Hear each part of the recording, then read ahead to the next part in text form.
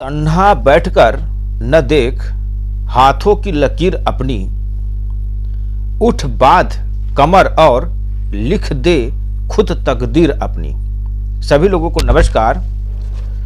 सर्वप्रथम जितने भी प्रतियोगी छात्र एवं छात्राएं हमारे ओपी मैथ चैनल में जुड़े हैं उन सभी का स्वागत एवं अभिनंदन करता हूं। वर्तमान में एक हफ्ते में करंट अफेयर्स और सामान्य अध्ययन का वीडियो प्रतिदिन अपलोड कर रहे हैं। जो छात्र नए हैं वे लोग घंटी वाले ऑप्शन पर जाकर ऑल को क्लिक कर लें, जिससे कि आप लोगों को आसानी से वीडियो उपलब्ध हो सके। आज हम सामान्य अध्ययन भारतीय इतिहास का प्रैक्टिस सेट 11 का अध्ययन करेंगे। ये वे ही प्रश्न हैं जो पूर्व वर्षों में आए हुए हैं। अब हम डेस्कटॉप पर चलते हैं।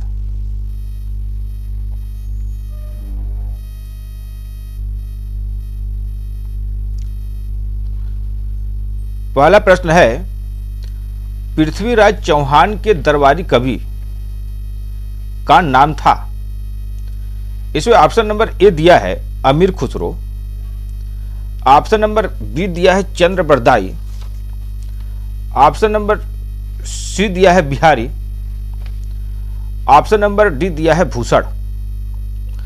तो इसका उत्तर होगा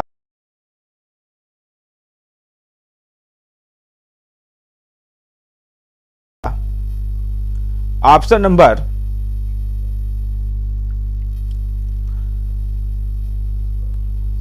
बी चंद्र बरदाई।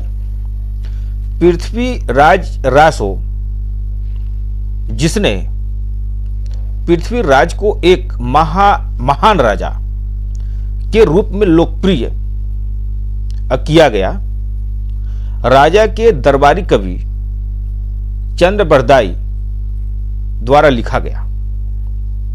अगला प्रश्न हम लेते हैं,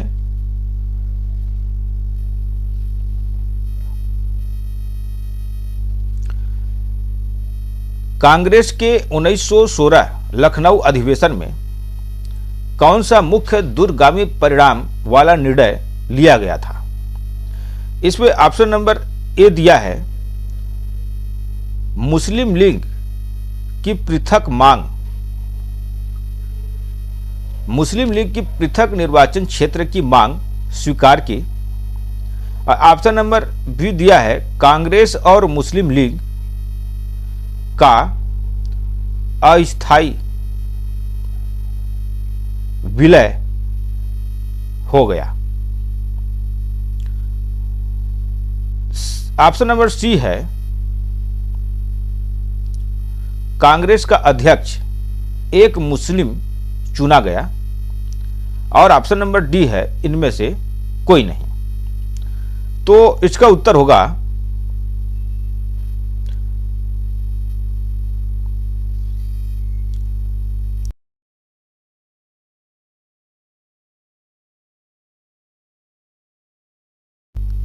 option number A Muslim league की पृथक निर्वाचन क्षेत्र की मांग स्वीकार की।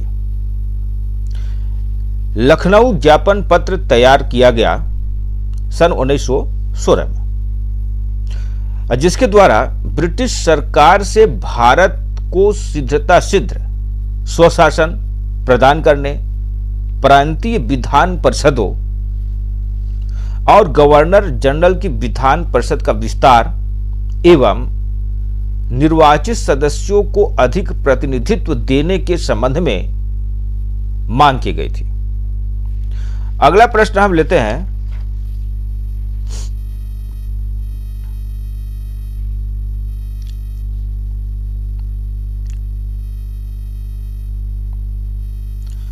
बलबल के दरबार की प्रमुख विशेषता थी।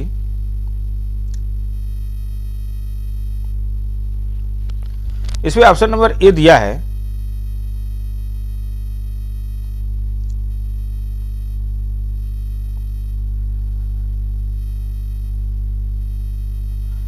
कठोर अनुशासन। और ऑप्शन नंबर बी दिया है हंसने पर प्रतिबंध। ऑप्शन नंबर सी दिया है अमीरों से मिलना। और ऑप्शन नंबर डी दिया है वैभव व तड़क भड़क। तो इसका उत्तर होगा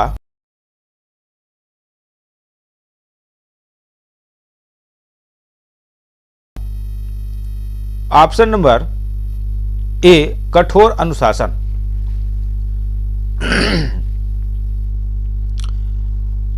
बलबल का राजत्व सिद्धांत पुराने ईरानी शासकों के सिद्धांत पर आधारित था। इसकी सबसे प्रमुख विशेषता राजत्व का अर्धदैवीय स्वरूप था। बलबन ने खुद के लिए जिल्ले इलाही अर्थात खुदा की छाया शब्द का प्रयोग किया, अपने को ईश्वर का प्रतिनिधि माना। अगला प्रश्न हम लेते हैं।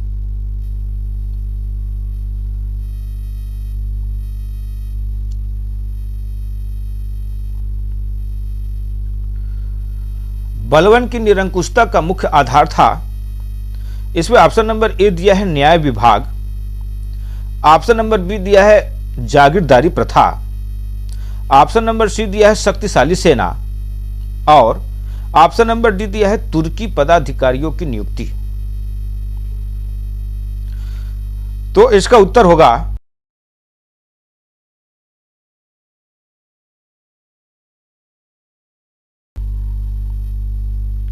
ऑप्शन नंबर सी शक्तिशाली सेना। शासन की संपूर्ण शक्ति बलबन ने अपने में ही केंद्रित कर ली थी। वह स्वयं ही संपूर्ण सत्ता स्रोत तथा साधन था और अपनी प्रत्येक आज्ञा को दृढ़ता से लागू करता था। अगला प्रश्न हम लेते हैं।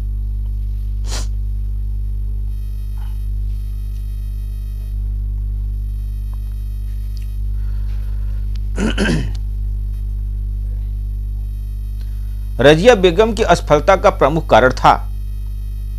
इसमें ऑप्शन नंबर ए दिया है कमजोर प्रशासन। ऑप्शन नंबर बी दिया है आर्थिक स्थिति।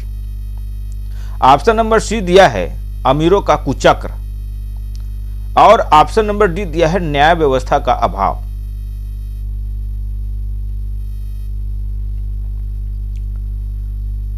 तो इसका उत्तर होगा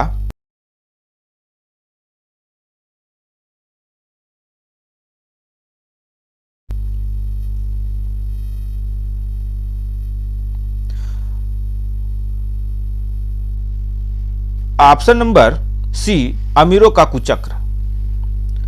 दिल्ली सल्तनत में तुर्की अमीरों का प्रभाव इतना अधिक था कि सुल्तान के लिए उनसे विरोध करके शासन करना अत्यंत दुष्कर था।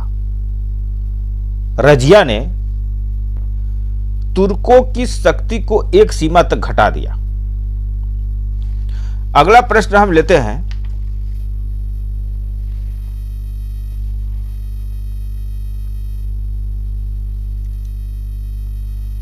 बलबन के समकालीन एक सुप्रसिद्ध कवि का नाम था।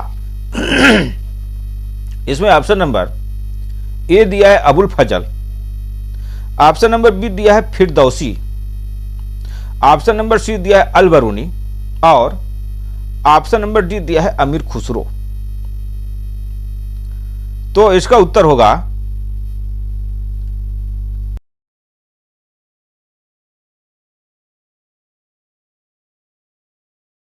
ऑप्शन नंबर डी अमीर खुसरो।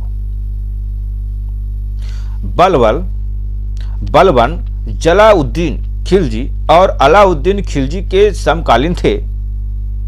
उन्होंने बलबन के भतीजे मलिक छज्जू और बाद में शासक बलबन के शासन काल में अमीर खुसरो दरबारी कवि थे। अगला प्रश्न हम लेते हैं,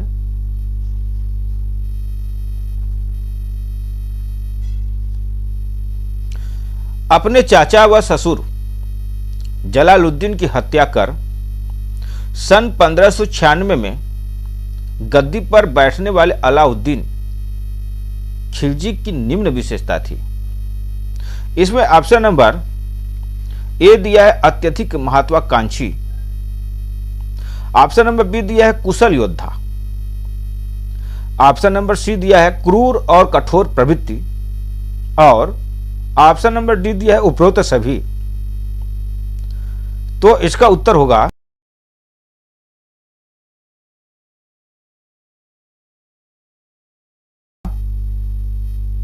ऑप्शन नंबर डी, उपरोक्त सभी। 21 अक्टूबर के दिन साल 1296 में मुगल शासक अलाउद्दीन खिलजी ने दिल्ली की गद्दी संभाली थी।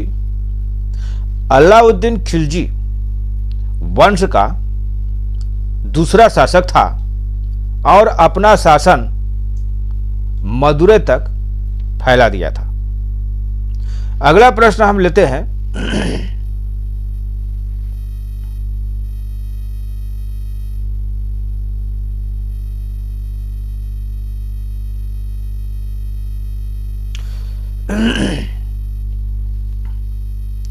अलाउद्दीन खिलजी ने निम्न कार्य किया। इसमें ऑप्शन नंबर ए दिया है प्रशासन को चुस्त दुरुस्त किया, ऑप्शन नंबर बी दिया है मंगोल का आक्रमण रोकने के लिए विशाल सेना का गठन किया, और ऑप्शन नंबर सी दिया है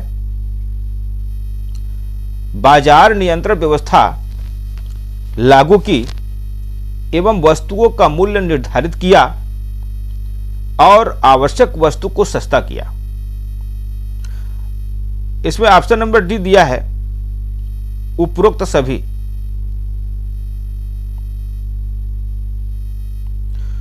इसलिए इसका उत्तर होगा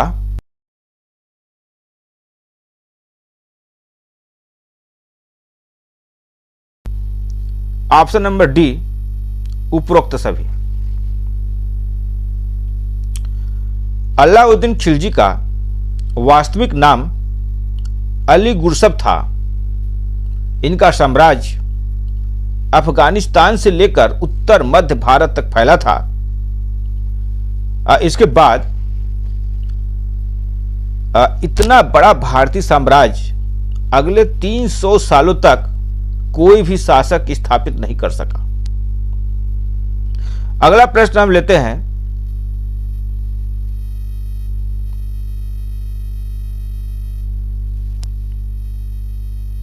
तुगलक वंश की नींव गयासुद्दीन तुगलक ने डाली। निम्न में से कौन सा उसके द्वारा किया गया कार्य था? इसमें ऑप्शन नंबर ए दिया है सामाजिक एवं आर्थिक सुधार, ऑप्शन नंबर बी दिया है प्रशासन का केंद्रीयकरण, ऑप्शन नंबर सी दिया है सिंचाई के प्रबंध, और ऑप्शन नंबर डी दिया है तुगलकाबाद नहर का निर्माण। तो इसका उत्तर होगा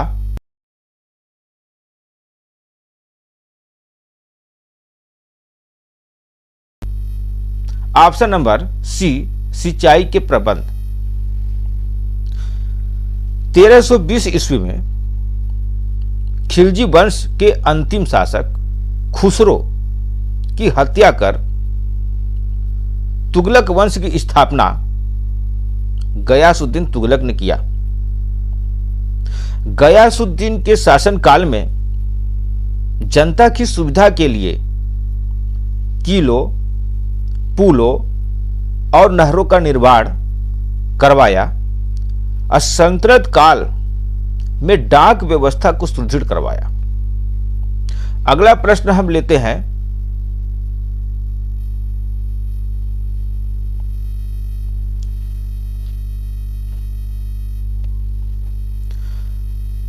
प्रार्थना समाज की स्थापना किसने की?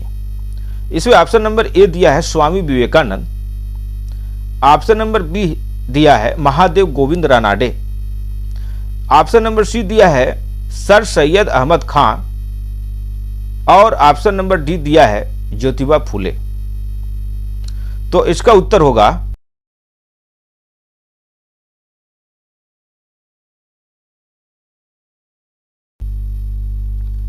Option number B Mahadev Govind Ranade.